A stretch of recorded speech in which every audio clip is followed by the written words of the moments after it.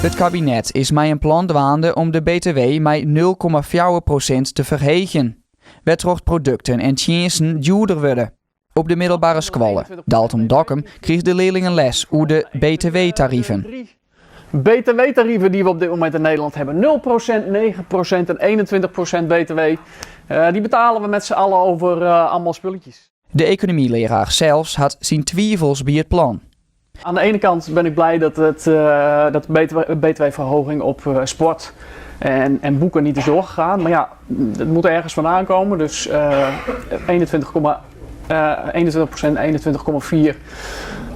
Ja, dat is een optie. Alleen ik vind het niet de beste optie per se. Dus die 1,2 miljard die moeten ze ergens vandaan zien te halen. De reden is omdat een tekort in de begroting is ontstaan van 1,2 miljard. En dat geld, dat tekort, moet ergens vandaan komen. Dus ja, of de belastingen moeten worden verhoogd, zoals de BTW nu aanvankelijk het plan is.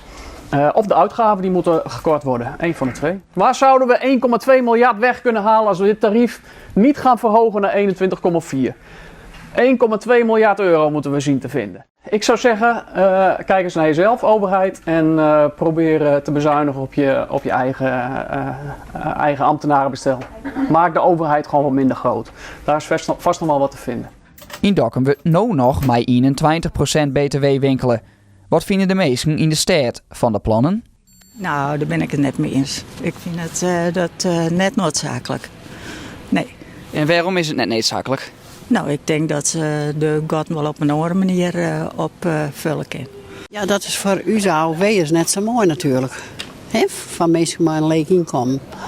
Joost, zult dat wel merken in de portemonnee? Nou, vast wel. Ik merk het nou al dat het wordt achteruit gaat alweer.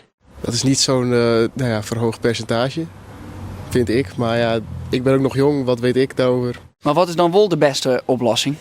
Dat is moeilijk. Dat is heel erg moeilijk. De ene vindt dit belang en de ander vindt dat belangrijk. Ja, ik denk dat er bij mensen die een hele prot binnensleep wel iets te herjen is.